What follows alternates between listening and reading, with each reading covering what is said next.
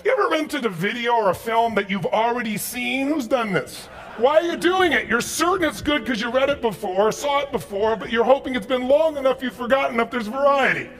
Third human need, critical, significance.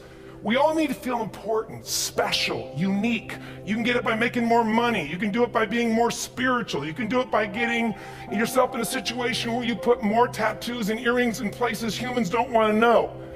Whatever it takes. The fastest way to do this, if you have no background, no culture, and no belief in resources or resourcefulness, is violence.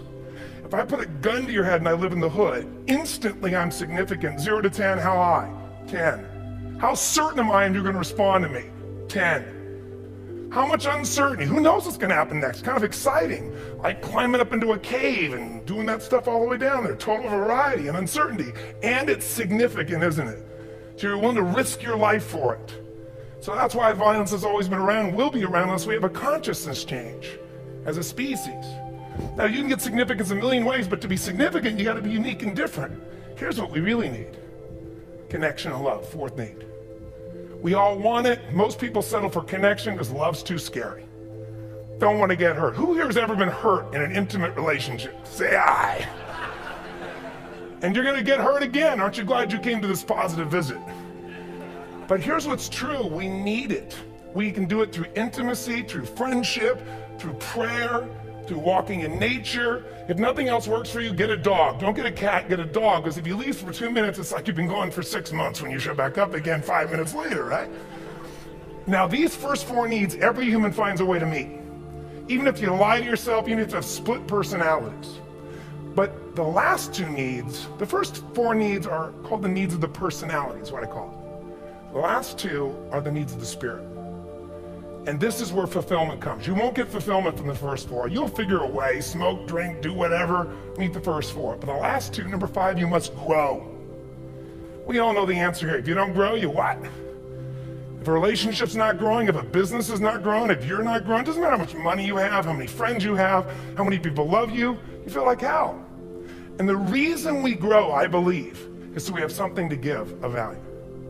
Because the 6th need is to contribute beyond ourselves. Because we all know, corny as it sounds, the secret to living is giving. We all know life's not about me, it's about we. This culture knows that, this room knows that. And it's exciting. When you see Nicholas up here talking about his $100 computer, the most passionate, exciting thing is here's a genius, but he's got a calling now. You can feel the difference in him, and it's beautiful. And that calling can touch other people. In my own life, my life was touched because when I was 11 years old, Thanksgiving, no money, no food, and we're not gonna starve, but my father was totally messed up. My mom was letting him know how bad he messed up. And somebody came to the door and delivered food. My father made 3 decisions. I know what they were briefly. His focus was, this is charity.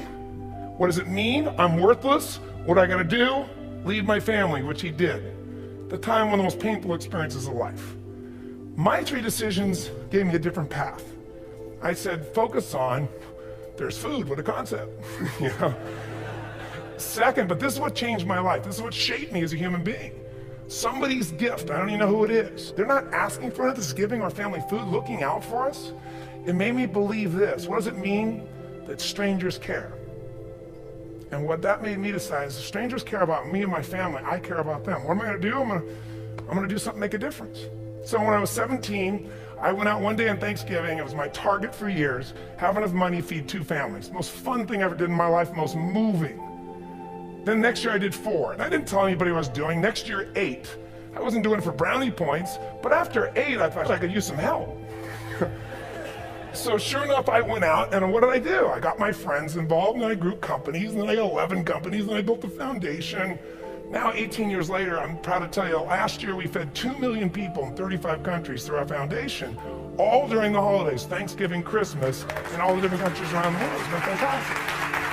Thank you. So I don't tell you that to brag, I tell you because I'm proud of human beings because they get excited to contribute once they've had the chance to experience it and not talk about it. So finally, I'm about out of time, the target that shapes you, here's what's different about people. We have the same needs, but are you a certainty freak? Is that what you value most, or uncertainty? This man here couldn't be a certainty freak if he climbed through those caves. Are you driven by significance or love? We all need all six, but whatever your lead system is tilts you in a different direction. And as you move in a direction, you have a destination or a destiny. The second piece is the map. Think of that as the operating system tells you how to get there. And some people's map is, I'm gonna save lives even if I die for other people, and they're a fireman. Somebody else says, I'm gonna kill people to do it. They're trying to meet the same needs of significance, right? They want to honor God or honor their family, but they have a different map. And there are 7 different beliefs. I can't go through them because I'm done. The last piece is emotion. I said one of the parts of the map is like time. Some people's idea of a long time is 100 years. Somebody else says is 3 seconds, which is what I have. And the last one I've already mentioned that felt you. If you got a target and you got a map, and let's say, I can't use Google because I love Maps, and they haven't made it good for Macs yet. So if you use MapQuest, how many have made this fatal mistake of using MapQuest at some time? You use this thing and you don't get there. Well, imagine if your beliefs guarantee you can never get to where you want to go. The last thing is emotion. Now, here's what I'll tell you about emotion. There are 6,000 emotions that we all have words for in the English language, which is just a linguistic representation, right? It changes by language. But if your dominant emotions, if I have more time, I have 20,000 people or 1,000, and I have them write down all the emotions that they experience in an average week. And I give them as long as they need. And on one side, they write empowering emotions, the other is disempowering. Guess how many emotions people experience? Less than 12. And half of those make them feel like. So they got 5 or 6 good frickin' feelings, right? It's like they feel happy, excited, frustrated, overwhelmed, depressed. How many of you know somebody who, no matter what happens, finds a way to get pissed off? How many know somebody like this? Or no matter what happens, they find a way to be happy or excited. How many know somebody like this? Come on. When 9/11 happened, and I'll finish with this, I was in Hawaii. I was with 2,000 people from 45 countries. We were translating 4 languages simultaneously for a program that I was conducting for a week. The night before was called Emotional Mastery. I got up, had no plan for this, and I said, we had all this fireworks. I do crazy, fun stuff. And then at the end, I stopped, and I had this plan I was going to say, but I never do what I'm going to say. And all of a sudden, I said, when do people really start to live? When they face death. And I went through this whole thing about if you were going to get off this island, if 9 days from now you were going to die, who would you call? What would you say? What would you do? One woman, well, that night is when 9/11 happened. One woman had come to the seminar, and when she came there, her previous boyfriend had been kidnapped and murdered. Her friend, or new boyfriend, wanted to marry her, and she said no. He said, if you leave and go to that Hawaii thing, it's over with us. She said it's over. When I finished that night, she called him and left a message, true story, at the top of the World Trade Center where he worked, saying, honey, I love you. I just want you to know, I want to marry you. It was stupid of me. She was asleep because it was 3 a.m. for us when he called her back from the top and said, honey, I can't tell you what this means. He said, I don't know how to tell you this, but you give me the greatest gift because I'm going to die. And she played the recording for us in the room. She was on Larry King later. And he said, you're probably wondering how on earth this could happen to you twice. And he said, all I can say to you is, this must be God's message to you, honey. From now on, every day, give your all, love your all. Don't let anything ever stop you. She finishes, and a man stands up and he says, I'm from Pakistan, I'm a Muslim. I'd love to hold your hand and say I'm sorry, but frankly, this is retribution. I brought this man on stage with a man from New York who worked in the World Trade Center, because I had about 200 New Yorkers there. More than 50 had lost their entire companies, their friends, marking off their Palm Pilots. One financial trader, this woman made of steel, bawling, 30 friends crossing off that all died.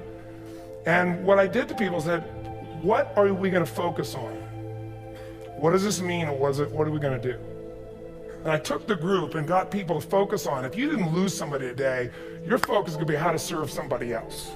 There are people, there was one who got him, she was so angry and screaming and yelling. Then I found she wasn't from New York, she's not an American, she doesn't know anybody here. I said, you always get angry? She said, yes. Guilty people got guilty, sad people got sad. And I took these 2 men and did what I call an indirect negotiation. Jewish man with family in the occupied territories from New York who would have died if he was at work that day.